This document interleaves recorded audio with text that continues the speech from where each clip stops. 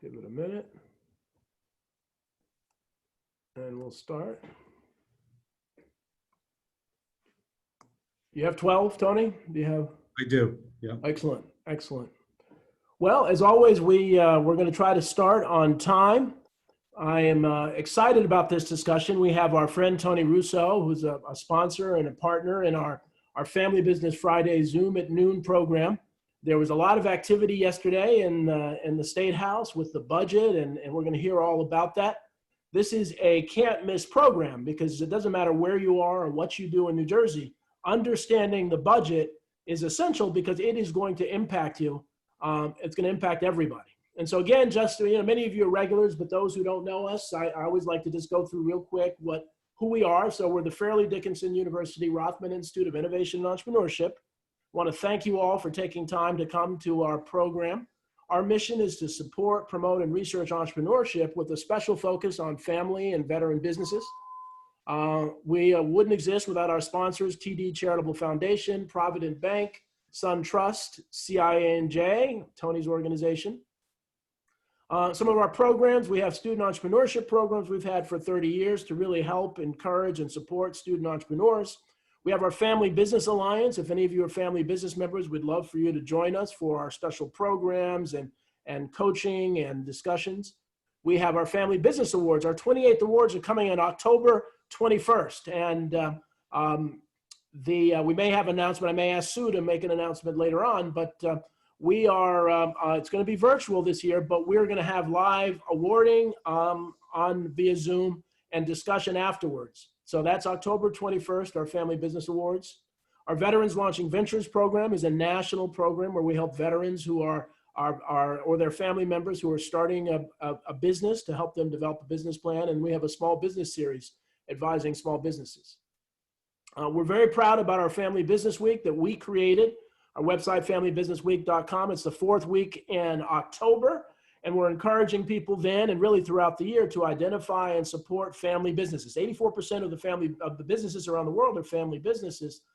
Yet people don't really understand that they are the backbone of America. They're the ones, and just think about those businesses that are closed, every family member is unemployed. So it hits family businesses particularly hard, this whole 2020 pandemic. We have a program called Shop Family NJ where you can buy gift cards from your favorite restaurants and retailers. We have a TV show called Family Business World where I've interviewed incredible people like Tony and others to really highlight what family businesses are doing, how they got to where they are, and how they're supporting the community. It appears on rvntv.tv every Thursday at 10 a.m. and 8 p.m. Of course, our Family Business Fridays, this show that we will be continuing throughout the year. And again, I mentioned our Veterans Launching Ventures program, which has been really the most successful one we've had this year because of the Zoom platform. And we have a YouTube channel. So we encourage you to look up, just go to YouTube channel, Rothman Institute of Entrepreneurship. Tony and I are in different groups, but we're part of the New Jersey Restart Recovery Advisory Council, which is advising the governor about the restart. And Tony can talk a little bit about his experience there. So then, I just want to kind of lay the groundwork for our discussion today. Obviously, many of the small businesses have been closed. I like to show this chart to show that the unemployment experience that we're experiencing because of small business is more significant than what we've really experienced in our lifetime. The unemployment claims we're reaching in April, we're reaching almost a record high. The recent numbers indicate that for total unemployment, it's about 8.7%. So the unemployment has come down, fortunately. I always like to show this to show that America is a small business country and the world are really small businesses. So 69.7% of the businesses are under 100 employees, 20% are under 500, and 10% are over 500. So now we want to get to this budget discussion. We want to spend, an hour will go by quickly. So the $32.7 billion budget includes the Millionaires Tax, authorizes $4.5 billion in borrowing, and some taxpayers are eligible for a $500 rebate. A lot of controversy about the budget, and we want to take it from a small family business perspective. One of the things that we want to show, there are a number of organizations coming on all sides of this. There's some that support, this organization actually supports the Millionaires Tax. There are others that are against it. We want to talk about this budget from a small and family business perspective. This chart really shows the breakdown as a percentage of your income of what you pay in taxes. But you also, and part of this is really understand that some wording is misleading. So the same organization talks about many states levy higher tax rates on top earners. Well, those many states are only five states. so there really aren't many states that have a higher tax than we do in New Jersey. And so it's important to really kind of look and question everything that you have. So again, I want to turn it over to Tony Russo, and we're going to have, it's less of an interview, kind of a general discussion. And Tony, welcome. I'm going to stop sharing, and I'd love for you to kind of go through what's been happening in Trenton. So thank you for taking time. And I appreciate it, Dale, and happy Friday, everybody. And like you said, Dale, let's kind of keep this conversational and informal because there's still a lot of information that we need to digest. I'm going to start at the rooftop, just kind of go broad and then kind of work into some details. And if folks have questions, we can try to answer them. But let me start by saying that yesterday the Senate and the Assembly passed a budget. It's about, like Dale's slide showed, 32.7. But if you go back to the June 3-month budget, it's really in essence a $40 billion budget, $40.5 billion. And just to kind of give you some context, back in February before the pandemic, the governor had proposed a $39 billion budget, which, by the way, was about $1 billion more than the previous year's budget. So, it's kind of antithetical when you think about it, that the budget during these kind of hard economic times, that the state is looking to spend more money. I know most of the business groups were surprised when the governor gave a budget update in August with all the new taxes, and I'll kind of go through them. But as of now, he hasn't signed a budget. We expect him to do that probably early next week. The question is, the governor does have what's called a line item veto. And you've probably read about what's called a Christmas tree item. Some people refer to it as pork in a budget, right? So it's the essential spending, and then, rightfully so, a lot of the legislators and stakeholders out there try to jockey and position themselves to get money for projects in their communities, and I can kind of go through some of them. But just to give you a sense of, out of that $40.5 billion budget that's sitting on the governor's desk, $200 million of that is those Christmas tree items. And I'll give you examples. In Essex County, there's a golf tee-off program for $4 million. Hinchcliffe Stadium in Patterson, many of you probably know where that is. It's been laying fallow for so many years. That's $1 million allocated for that. And then there's a lot of upgrades to township halls and to sewer authorities, again, to the tune of $200 million.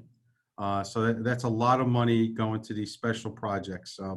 But going back to the overall budget, what surprised us is that the legislature actually added $500 million to the governor's proposal. So that was a surprise. The other thing that sticks out, and I've been doing this now 20 years, is just how condensed the budget process was. Again, just to give you some context, it was released, the new budget was released in late August. The legislature had about a month to kind of prepare it, take testimony, which really wasn't robust. Usually what they would do is hold public hearings throughout the state, hear from interested parties. Most of the business groups would have testified. I know we sent in comments, and then they basically hear from all the commissioners and the agencies. Well, they had to condense that. They only heard from the state treasurer and a couple of, like the labor commissioner went up. So it's disappointing, Dale, from just a good governance perspective, right. That there really wasn't a lot of public input. There wasn't a lot of due process.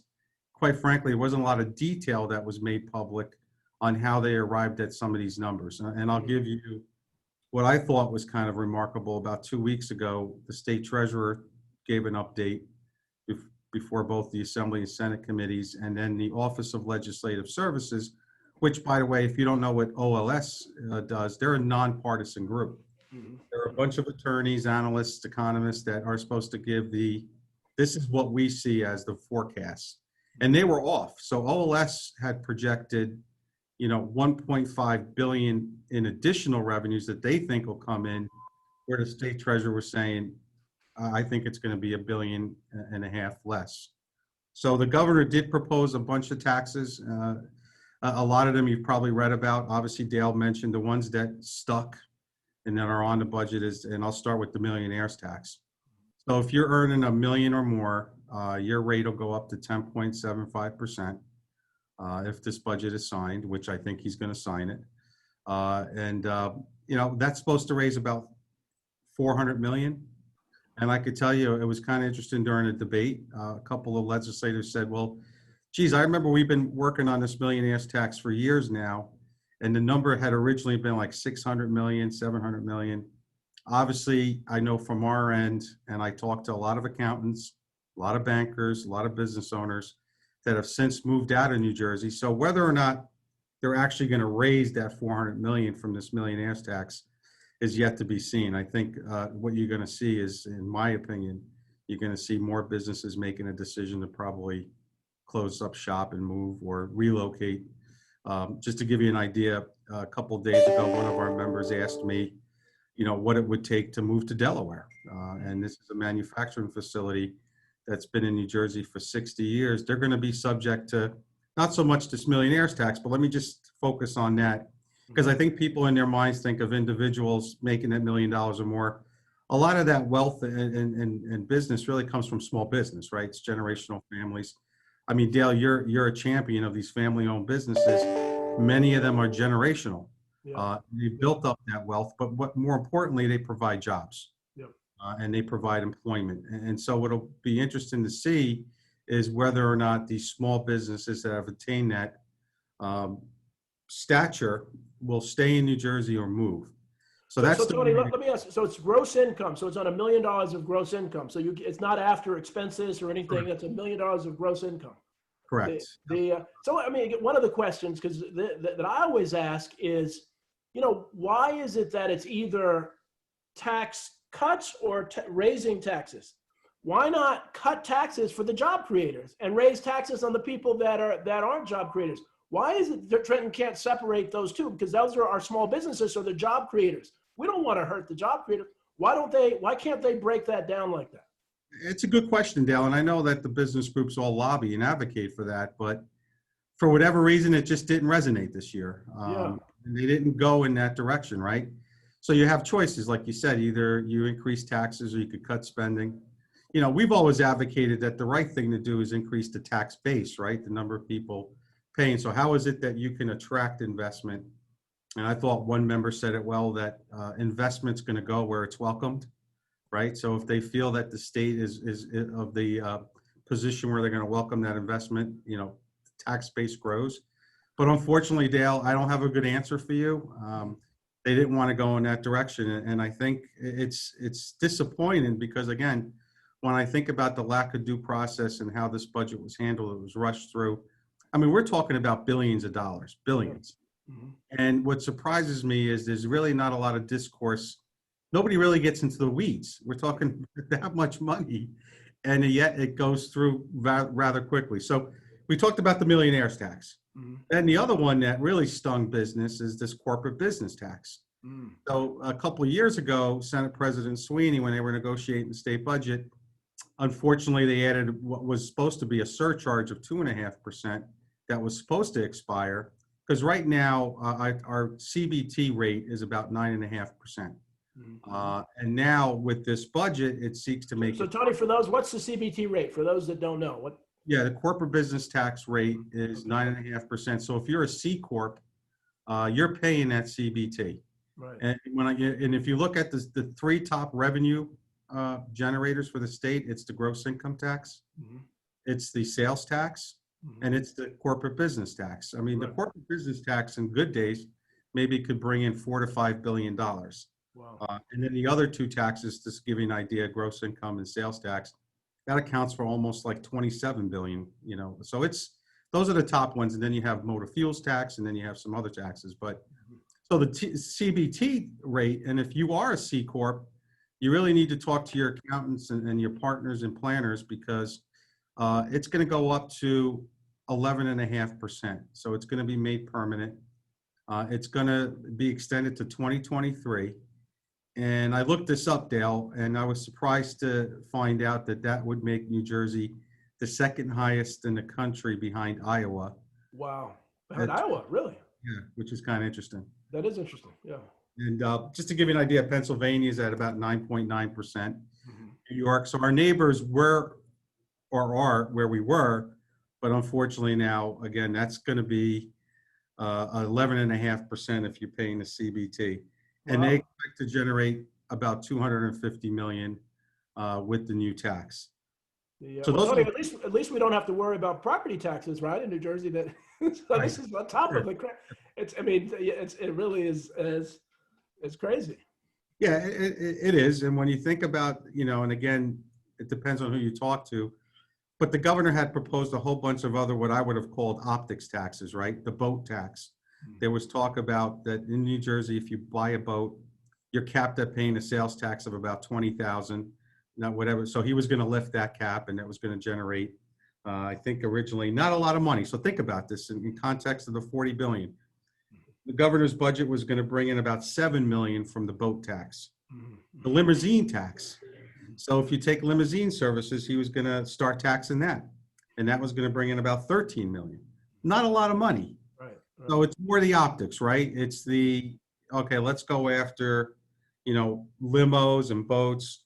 Cigarette tax, I got to tell you, Dale, a lot of people don't realize it, but the cigarette tax, he was looking to increase that tax to an extra $1.63 a pack. Wow. Wow. $5 a pack of cigarettes. And I didn't notice, but I guess a pack of cigarettes in New Jersey goes for about $10 or $11. Really. Really. But the good news is those taxes are off the table, as a couple of convenience stores told me. They follow the cigarette tax because a lot of times they need the people to come in. When they buy the cigarettes, they buy other stuff. Right. And Right. what would have happened is they would have just gone to Pennsylvania and New York to buy the cigarettes if it was cheaper. But again, that's off the table. The boat tax is off the table. The limo tax is off the table. And then the other one that was really strange that the governor proposed was something called qualified business income.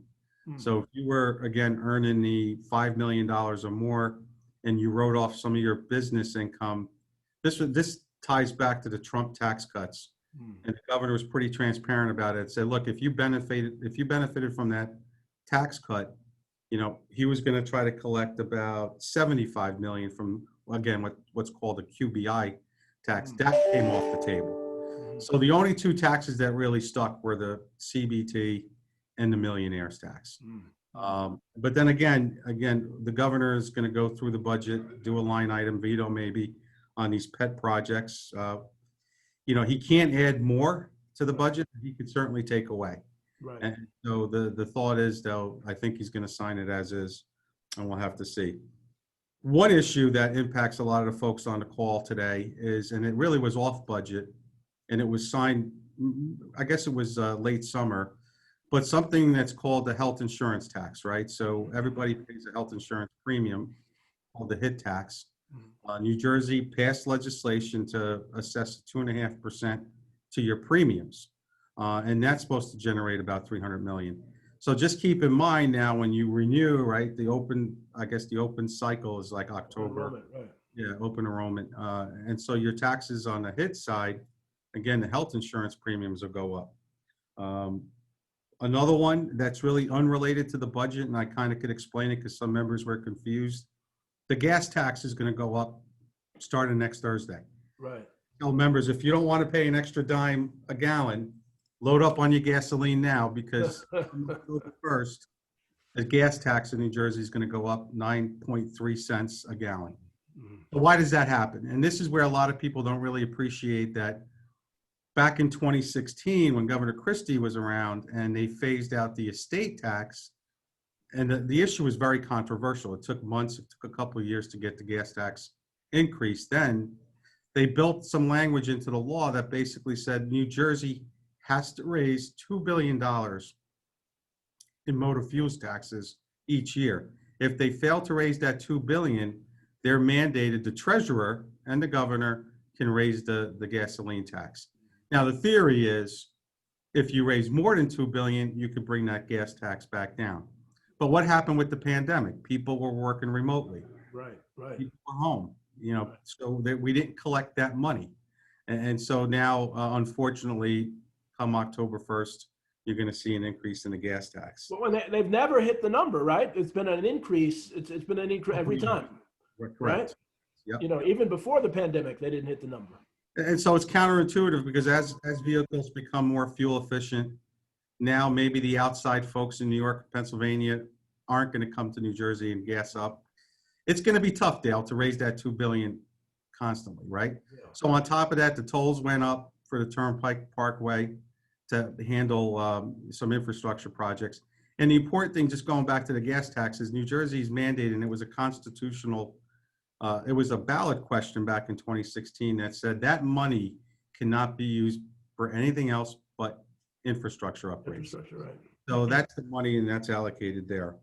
But the other thing that was hanging out there that's very controversial about this bill is the governor's going to borrow up to, now it's about $4.5 billion through something called the Municipal Liquidities Fund, the MLF, with the Federal Reserve. They'll go out and bond this money. Now they want to pay it back in 10 years and not 30 years, but it's still, they're going to borrow this money. They're going to borrow $4.5 billion. What's interesting is, again, when the law was passed to allow for the bond, and this was in July, the legislature has to approve it. So what happened? The Republicans sued, went all the way up to the New Jersey Supreme Court.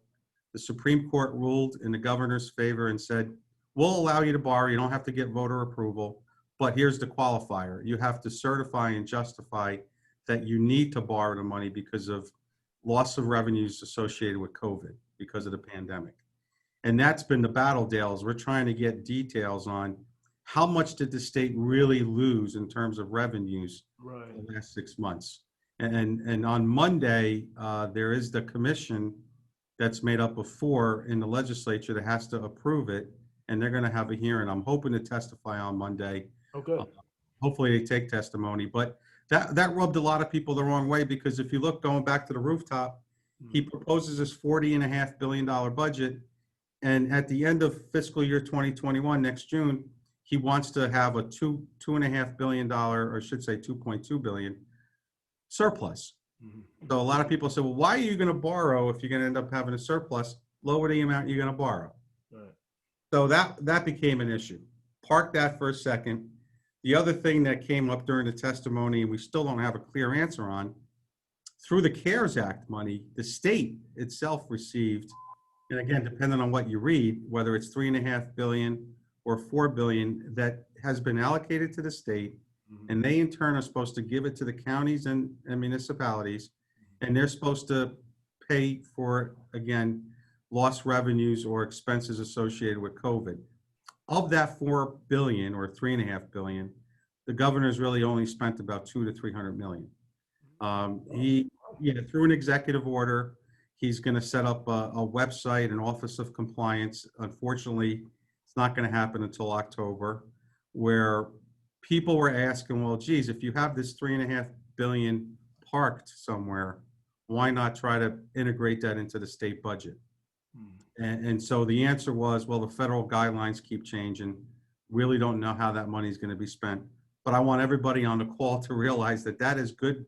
That's a good amount of money that we're going to track. And I think all the other business groups are going to track to make sure if there's small business relief, additional grants, additional loans, we're going to advocate for that. So I'm just looking at my list. So the one other issue that was controversial that's off the table was something called the baby bonds, right? You probably read it. Right.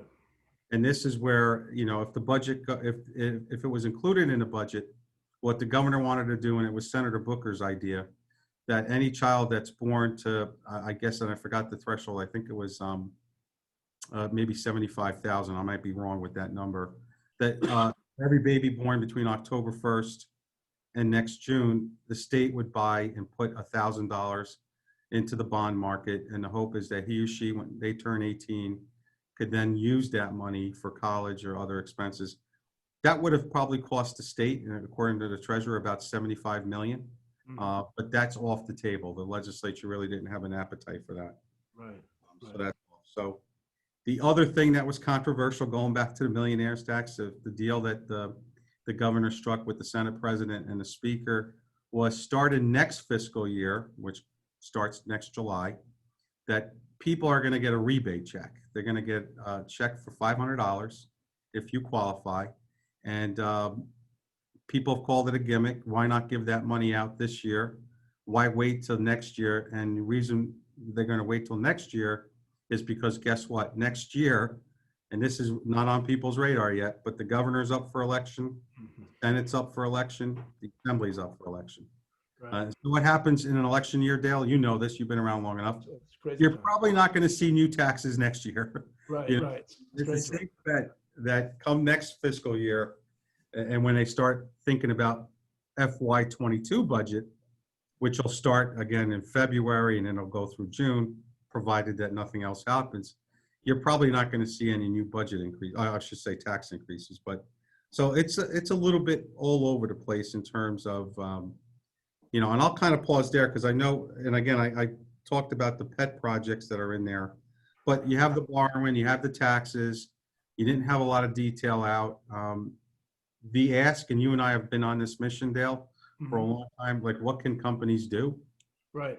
I hope the takeaway is that I think businesses need to really start to activate and mobilize and make their voices heard, right? Yeah. And that, because at the end of the day, if you're paying that CBT, that millionaires tax, gas tax, the cost of living in New Jersey is only going to keep going up. Right. And it's at a point now where we got to go back to the legislature, and they need to appreciate how businesses operate and how business, because again, the pandemic is still there. The executive orders, just to give folks an idea, I think he's up past 50 executive orders that he's since March. Think about that, 50. It's a lot of information to absorb, right? And gyms started opening up and indoor dining, but a lot of businesses are still being restricted. And I could tell you, again, Dale, you and I have talked about this, that since March, and I remember when we were on the call with the governor's office, again, going back to March, I heard loud and clear from our companies, cash flow was going to be an issue, right? It was all about managing that cash flow, receivables, payables. What do we do? Hold on. I got to tell you, it hasn't changed. As a matter of fact, and this is what we tried to communicate to the legislature, when you think about when next April comes and people have to pay their taxes, what's going to happen? They call it the April surprise. Second quarter, third quarter of 2020, a lot of businesses are off. I mean, to the tune of, and again, we represent a lot of different kind of companies. The business owners that I've talked to, they're telling me they're down 30% to 80%. Yeah. And what you're going to do is you're going to feel that effect the fourth quarter. Yep. Right? Maybe Exactly. November, December. Maybe you're going to feel that effect next year. I also talk to a lot of our bankers, right? It's the canary in the coal mine. I say to the bankers, are you giving out loans? Forget about PPP. Right. Are you giving out loans, traditional loans to businesses for capital equipment purchases? And a lot of them saying, no, businesses are hesitant to take out that loan because they're just uncertain. They're just not sure, what the economy is going to be like given the pandemic. And I got to tell you, Dale, what doesn't help here, it's hard enough to deal with this pandemic, but then you throw in a national presidential election. Right. And On top of it, everybody's waiting for November 3rd to come and go. It's the perfect storm. It's really the perfect storm.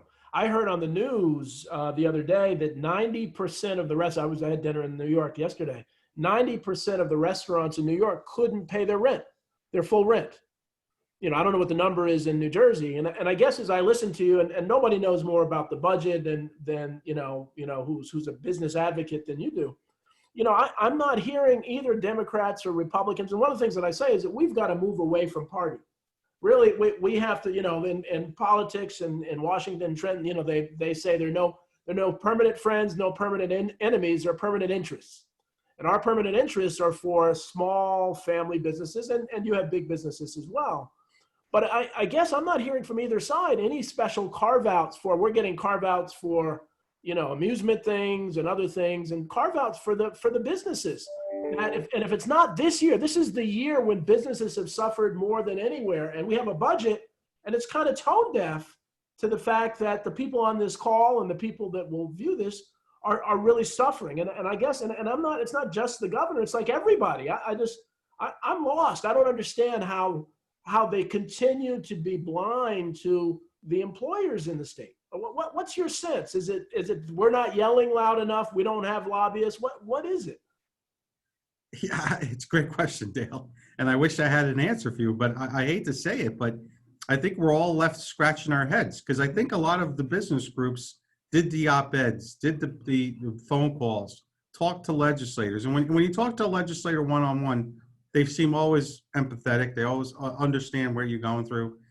But then when it comes time for the vote and you see a vote like what happened with the budget, you're perplexed. You're like, well, wait a minute. This doesn't make sense. Right. So just, give an idea of like NJEDA, they were giving out loans and loans, grant programs. And I think, and this is the state now, and I could be off, but it's only about $100 million, right? And a lot of them were capped too. So if you qualify for a grant loan, it was maybe 10,000 here and there. It wasn't a lot of money. And that's what we tried to tell them, right? Forget about the PPP.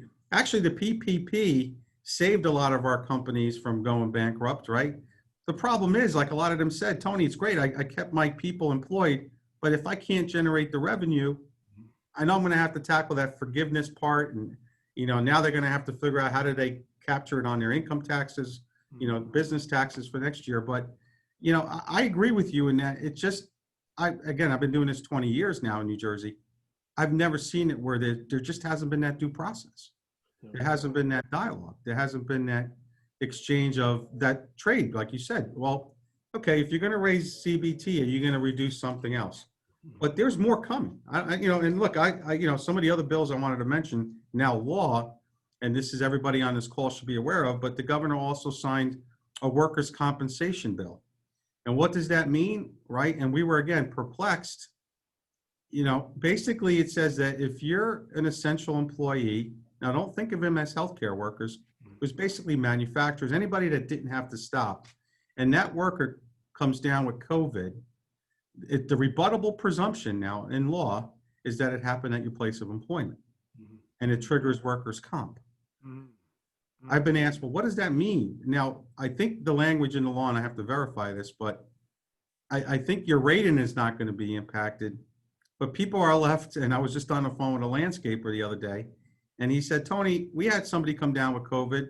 I paid his sick time. He took 2 weeks off. What does this mean? I said, look, I don't know what it means, and we'll see what happens now that it's law, but it's something that I think employers just need to appreciate and realize that now that's on the books now, that somebody could say it happened at work and it could trigger workers' comp and claims. The other thing, Dale, and this is where I want to really stress to everybody, mind-boggling, the unemployment insurance fund, pre-pandemic, New Jersey was solvent, right? Credit goes to Hal Wirtz, the commissioner, Governor Christie. It continued with Governor Murphy and Commissioner Angelo. We were solvent. New Jersey had a $2 billion unemployment insurance fund for unemployment. And what happened? Pandemic happens. 1.5 million New Jerseyans got unemployed. CARES Act money comes in. Again, the stat that's out there, the commissioners testified to this. He's paid out, New Jersey's paid out, and again, most of it's the CARES Act money, 15 billion. Wow. In unemployment insurance, Wow. 15 billion.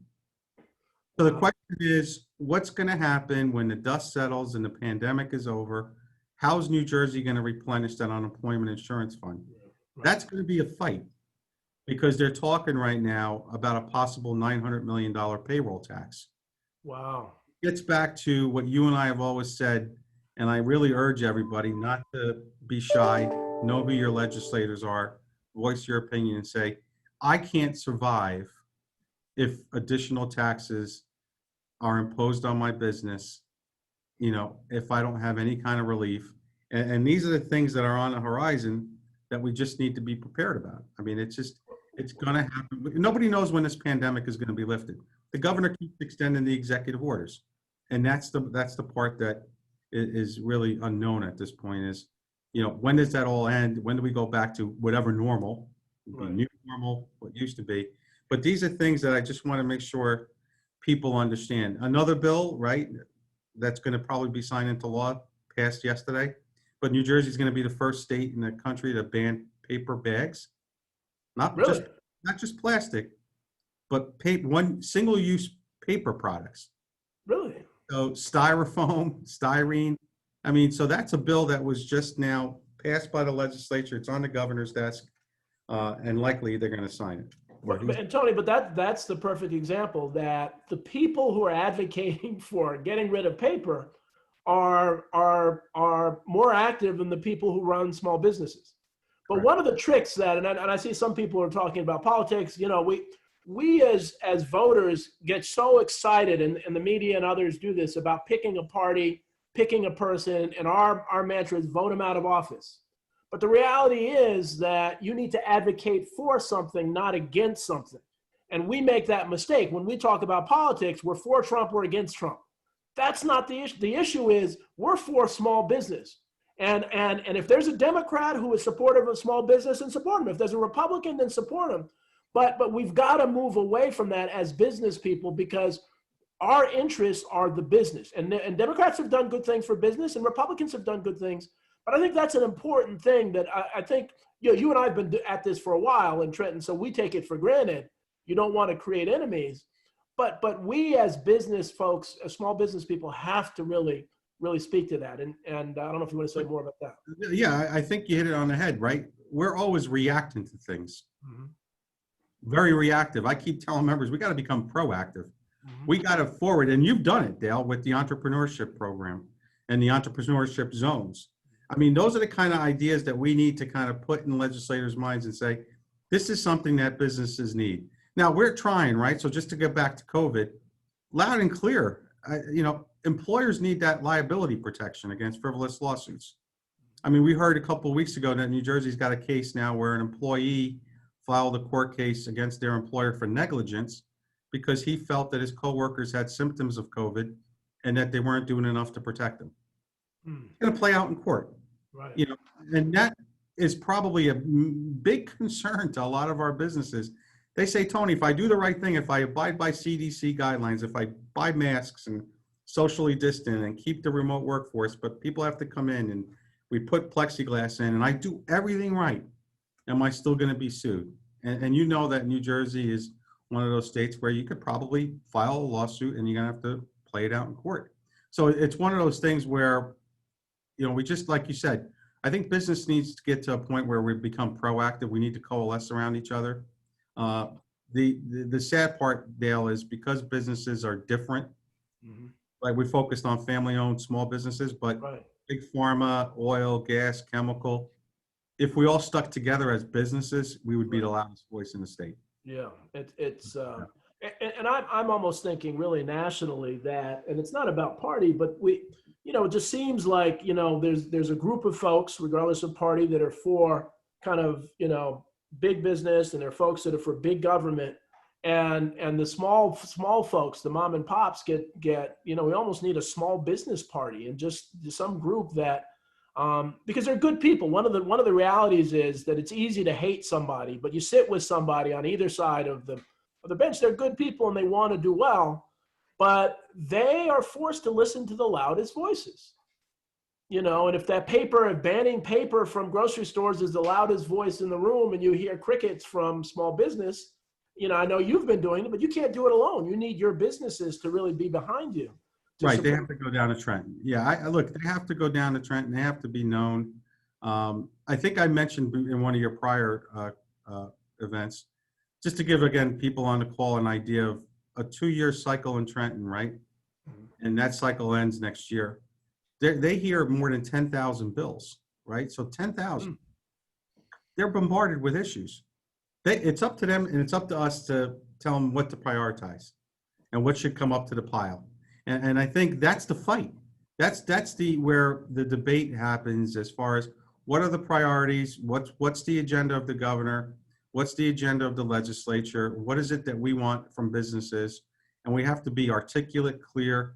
More importantly, we got to keep the ask simple.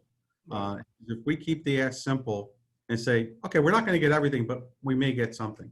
And that's the shift I think is needed if we're ever going to turn the ship around, because Unfortunately, I think, and again, think about how this budget played out. I think we all thought that the budget was either going to be flat or it was going to go down. And now to really be shocked with added spending, new taxes, I could almost assure you, and I've talked to some of our accountants, they're in for an April surprise next year, and it's going to be on the negative side. Right. They're just not going to see these revenues. And then what happens? And then what tax are they going to focus on? And remember, the sales tax was always an issue out there. I even heard from one accountant, they're preparing maybe the estate tax comes back. I don't want to panic people, but the point is anything could be put back on the table. Anything. And so we shouldn't take things for granted. And I think we have to be vigilant, and we have to be proactive. And I think at this point, I think people are probably, and I've talked to a lot of our members, Dale, what kind of surprises me is it's a mixed bag in terms of when they're bringing their employees back. Some have brought them back. Some may not bring them back until next year. Right. Some may stay remote, But more importantly, here's what they all want. They want the end to the pandemic. When is it? Is it going to be the vaccine? Is it the presidential election? Who knows? But you and I agree on this. What businesses don't like uncertainty. Right. As long as that uncertainty is out there, we'll never get back to a new normal where, the money is exchanged, there's flow, there's business. I still deal with a lot of our businesses that, again, they're saying that people just are holding on to their money. They're not making deals because they just don't know what tomorrow's going to bring. Right. And so, Tony, one of the things in doing some research for this and going online and looking at what charts exist, I was actually very impressed by New Jersey Policy Perspective, which is supporting the Millionaires Tax. They've been very aggressive. They put out a lot of documents, but I didn't see as many kind of graphs and other things for the business. Maybe we can work together to put some things together and really come out with some policy, because those graphs speak loudly. And I don't know, and I know it's not your, and I know NJBIA, Michelle does some things, but it was interesting in looking at it. I didn't see as many things to say why, what's your sense of that? So that's a good question. It goes back to resources. I know we're a small staff here at CIANJ, but I think BIA, they do put out that kind of data. Yeah. So, I'll give Michelle and her team, Michelle Segurka, her credit, that they do have people on the team that actually could push that information out. I think the state chamber does something similar too. So, but I agree with you, Dale. I think the natural nexus there is with our higher ed community, with groups like yours. Right? Think about where you may have the resources and the experience and the wherewithal to help us put together that data. That's one part of it. Here's the most important part of it. You got to get Trenton lawmakers to pay attention to that. And then take action on that. And sometimes I got to tell you, there's a lot of frustration because you've been around long enough. It's study after study after study after study, data after data. Does it resonate? Does it sink in? Does it become actionable? And that's the push and pull that happens in Trenton. And it, I just tell people, you got to be a shepherd, right? You got to keep everything together and kind of focus. And then you got to be a bulldog. You got to really, be aggressive and say, here's why this matters. And, unfortunately, businesses are doing more with less. I can't begin to tell you how many businesses I've talked to that are, people that work for them, they're wearing multiple hats. They're doing operations, HR, they're doing security, they're doing, it's just, they don't, again, with this pandemic, it just knocked everybody down. And if I can use an analogy, I think we were slowly getting back up, and when this budget came out, it's almost like being punched in the stomach and saying, yeah, we're going to put you back down, because quite frankly, new taxes, just not a good budget at all. Not a good budget. And it's tough. And now the other thing is, if there's a reason to join the chambers, the chambers are as close to, and Rothman and others, to be your lobbyists. And so it's important. You say, well, the chamber membership, I don't have money for that, but you have to do that, because these are the kinds of things that happen if you don't have the advocacy out there. And I know it's a tough time for chambers. I know it's a tough time for us. And so, but really, I hope, the message that we give almost every week is, I know you're busy. I know you're running your business. I know you're overwhelmed. I know you have to deal with all sorts of chaos, but it's important to get to know your legislator. It's get to know, the people in state government, EDA, your banker, your accountant, in order to survive what's coming up. And it's not going to get easy probably until 2022 will be closer to normal than 2021. But it's really important to support that. And I've talked to folks and people say, I know I need to do it, but they don't have they have the chutzpah to start to run their business, but not the chutzpah to really, because it's something different. And I don't know if you have any tricks, or if you're not comfortable doing that, Tony, what do you tell somebody who's just... I think businesses could help in two ways, right? They could either put in that sweat equity where they join a group, but more importantly, be willing to testify in Trenton on an issue, right? I mean, now they're doing it virtually, so it's easy. You don't have to take a road trip down there. And this is not easy to talk about, but the second part is money, political money. And I remember my former boss, Hal Bozarth, he would always say, corporate contributions are legal in New Jersey. It's the system. It's the way we operate. Don't be shy to support, like you mentioned before, Dale. It could be a pro-business Democrat or Republican. Support them, right, financially. Raise money. Contribute those political dollars. That's the way the system works. Talk to them. Get to know them. If they don't know your issue, then, shame on us. Because then they're going to act. And again, going back to that, there's 10,000 bills. It's a part-time legislature. Let's not forget that. They're in part-time Mondays and Thursdays. Most of them are either, working other jobs now. A lot of them, and we've talked about this before, if you look at the makeup of our legislature, a lot of them, as far as business owners, it's the minority, right, that have that business experience. Right. So a lot of them need to just be, informed of this is what's important to the business community. And again, you have to just stay vigilant because there's so many other things that play here. And look at the numbers, Dale. It's mind-boggling to somebody like me, and I follow this every day, to follow the money. We're talking about billions and billions of dollars. It's your money. As one member said, it's our money. We should know where it's going to be spent and how it's going to be spent. And more importantly, we should have a say. And then if we don't like it, elections come and go. And that's the way to do it. And it's easier said than done, I understand. But I just think if there's a takeaway for everybody today is, wow, you hit it right on the head. This pandemic, worst economy in years, people are starting to recover. It's all about the money. It's all about the taxes and fees, the regulatory climate. Now is the time. If you're never going to, if a call to action, if now is not the time to respond to that call to action, Dale, I don't know what will be, right? I mean, it's, so it's just, I wish I had better news, and all the two things I wanted to mention, right? And this is going to be kind of interesting. The vote by mail, right? And the election's coming up November 3rd. Don't forget, I think there are going to be 2 ballot questions that New Jersey's going to have to answer. And you're going to start seeing the pros and cons for cannabis, right? New Jersey's poised to be, I guess it's the 13th state, I could be wrong, that would legalize recreational use cannabis.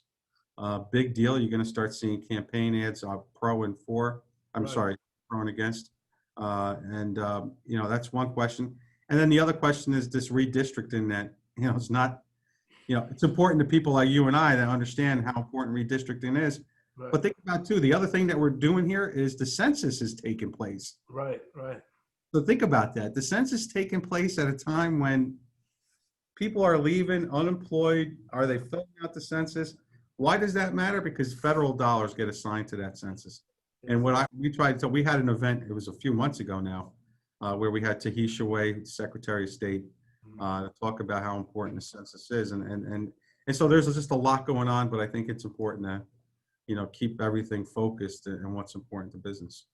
Yeah, I mean, it's a few years ago, we lost a congressional seat, right? Yep. So, I think we under 12, we had 13. And so, again, I've said this most weeks, is that if every politician had to have made payroll, this would be a very different country. And so one of the things that I'll offer from FDU Rothman, we're doing a lot of video for our awards. We're doing video interviews. Tony, maybe what we do is have people come and have them testify for a minute on a video that I can send to, you don't have to do anything, but come and say, this is the challenge in making payroll. I'm a small business owner in New Jersey. I'm a family business owner in New Jersey. I have to make payroll. These are the challenges that I face. And maybe we can put together a montage of those things. So we would be happy to do that. I have a show or something and start sending them to legislators because they don't understand. If you're a $30 million business, they assume you're taking that home. Right. You know, if you have a bad 3 months, you could be out of business. And people don't, they think everybody has a cushy job. They don't. Yeah, right. The margins are thin. That's what everybody Margins are does. If I'm a large company or small company, the margins are thin. Right, You know, right. It's think about how difficult it is now to make a profit, and it's been a struggle. But I'm with you, Dale, 100%, and I look forward to working with you. I just think, again, going back to, my hope is that we turn this around. Maybe not in 2020, but I want to put on everybody's radar. Think about 2021, Senate, Assembly, Governor up. Republican or Democrat, it doesn't matter. Look at the world through the lens of the business owner. What is it that we want? And start thinking about 2021. Because as one person said to me, everybody's focused on national politics and don't get me wrong, it's important. But somebody said to me, you know what really impacts people's wealth, businesses' wealth? Your local municipality, right? What's your local municipality's budget? What's their philosophy? What's their approach? What are their taxes and fees? Nobody really pays attention to that. And I think that was a good point that, we have to start at the local level, county, state, and then worry about the feds. And I think the opportunity is, and I could be wrong, but I think we won't see a Senate, Assembly, and Governor up for election for a few more years after that. So there's just a lot at stake, Everything's happening at once. And so let's, before we go, so there's this big national election and there's just chaos in every aspect. And I've looked at the some of the platforms of both of the candidates. Do you think that regardless who wins, we don't want to talk about any either side, but what do you think the future of small business is? Certainly there's uncertainty. What do you think with either candidate, no matter who wins, whether it's Biden or Trump? What do you think? So I guess the first question is, are we going to wake up November 4th knowing who the winner is? Well, yeah, and we probably won't if it's vote by mail because it's going to take a couple days to count everything. Yeah, it's a good question. And I know that the small businesses that I've talked to, they all say the same thing, Dale. They want this to be over with. Yeah. They want the election to come and go. But more importantly, they want a winner. Yeah. They really want to put this behind. As I was mentioning to you and Susan, a member said to me, I can't wait to celebrate New Year's Eve. And I said, why? And he's like, I just want, basically 2020 to come and go. Yeah. It's a bad year. So to answer your question, I think, obviously they want that certainty to come back. And they really want to feel the love, whether it's a Joe Biden or Donald Trump, is show the love for business, right? And we tell the state the same thing, show me the love. Why should I stay here? Why should I grow my business? One of the things that sets CIANJ apart is we're proud of the fact that we advocate for free markets. We really do think that what happens in a free market, that innovation comes in, that idea. Look what's going on with the vaccine, right? With the 3 leading Moderna, Pfizer, right? It's that you want to solve a problem, and it's okay, if you have a business component side to that. It's okay to generate a profit, and that's the innovation and the drive that I think makes New Jersey great. And we got to take advantage of our, one of the things that, we think about the logistics supply chain and there are businesses that have thrived during this pandemic and we all know who they might be, right? The food companies and the Amazons, right? I mean, they're thriving here. It's just, what is that new normal going to be? What is the economy going to look like in a virtual world? I mean, that's going to be where the shift is going to be is, what businesses take off and what businesses have to adapt to a new world. And it's yet to be seen. Well, and I've written and talked some about kind of democratic capitalism. I'm a big believer in capitalism, but democratic capitalism as opposed to plutocratic capitalism. And so what we're dealing with is a lot of people can pay for lobbyists and other things and get tax breaks, and the mom and pop shops, the small businesses, which are really what made this country, really don't have the representation that they need. And so it's important for them to support your chamber. It's important to come out and on a national basis. And so this idea of, as I said, democratic capitalism, where small businesses have a chance to really be successful is really what I think most people in this country really believe. But a lot of folks don't fight for that. And I think we've got to fight for that. And we've got to not focus on, oh, well, I'm a Democrat or Republican, I'm for or against this person. We have to have our advocacy for our businesses. And I keep saying that, but I still don't hear it. I still don't hear people as committed as we need you to be to really be about that. So, so now we're going to go to so the debate is on Tuesday, right? Is that 9 o'clock, right? Okay? And so I encourage, regardless of who you support. I mean, one of the things that I think is really important, Tony, is whoever wins, I would like a mandate, because I think if it's too close on either side, we're going to continue. Things are going to get even worse. I agree. So I really want somebody to win pretty handily, so that at least we can move forward. And whether we like the person or not, we've got to move forward. Look, I'll leave you with this, and I follow the numbers, right? New Jersey has about 5 million registered voters, 5 or 6 million. Historically, a non-presidential election voter turnout in New Jersey is abysmal. It's 20%, 30%. I mean, think about that. 3 out of 10. Yeah. People park themselves. They don't get involved. I looked at the numbers for 2016, right, when it was Trump, Hillary. Mm-hmm. I think New Jersey was close to 60%, which was extraordinary. You know, think about that. Still 6 out of 10. You still got 4 people that didn't feel compelled to come in and vote. I think my gut's telling me this election, you're probably looking at 70 to 80% voter turnout. Because again, vote by mail, right, might make it easier for folks to vote. People are going to go in. But unfortunately, Dale, like you said, I mean, it's no matter what side you're on, it's a polarized environment. And again, I keep going back to, it's just not good for business. It really isn't. And so I think the voter turnout's going to be high, but I agree with you. You know, we need that mandate so things could start to normal off again, because what concerns me again is if the state runs out of money next year, it's just historically, you know, with spending cuts, it just doesn't resonate with them. Right. Someone said it's going to be 110% if we have vote by mail. So we could talk about voter fraud, right, for a while. Voter fraud never happened in Jersey, so you know, just the dead people vote in Hudson County. But so again, as we end up,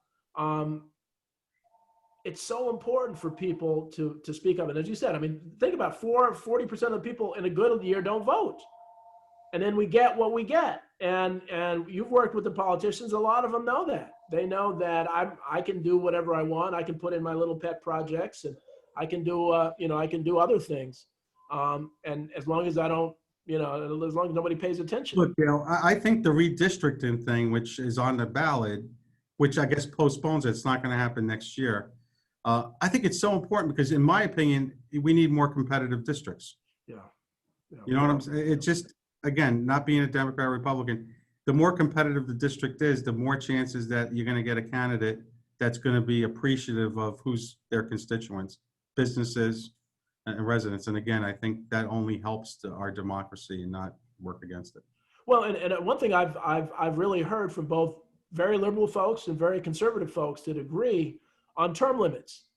You know, I think that's one thing that Trump could have done early on, coming in as an outsider to really push that. Now, people who have term limits have to vote their own term limits, but why should I do that? And why would that be helpful? But well, again, you look at the age of legislators. You know, now technology is changing to have, you know, the only reason the stock market's doing well is because of the high tech. You know, the Dow Jones are high tech companies, and these are young people doing innovative things.